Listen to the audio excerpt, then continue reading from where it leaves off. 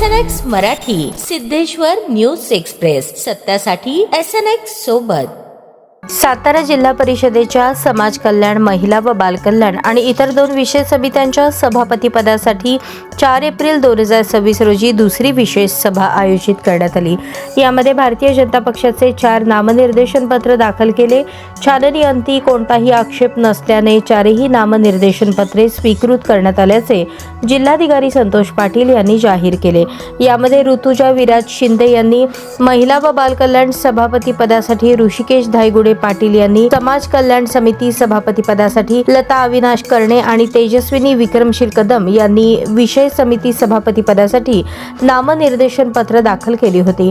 4ही नामनिर्देशन पत्रे प्रत्येक पदासाठी प्रत्येकी 1 नामनिर्देशन पत्र आल्याने या 4ही जणांची निवड करण्यात आल्याचे जिल्हाधिकारी पाटील यांनी घोषित केले.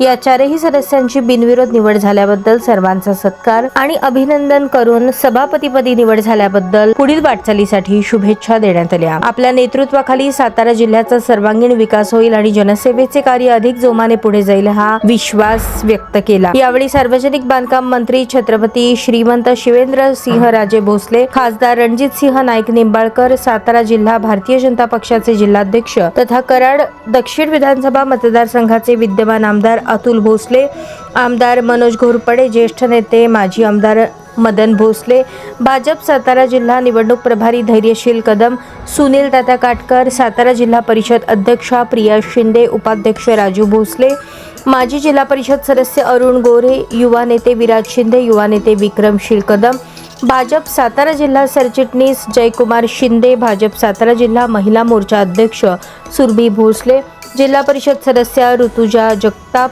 कामेश कांबळे, सातारा जिल्हा परिषदेचे सर्व जिल्हा परिषद सदस्य, जिल्हा परिषदेच्या मुख्य कार्यकारी अधिकारी याशनी नागराजन, उपजिल्हाधिकारी महसूल विक्रांत चव्हाण, तहसीलदार समीर यादव, उपमुख्य कार्यकारी अधिकारी निलेश घुले आदी उपस्थित होते.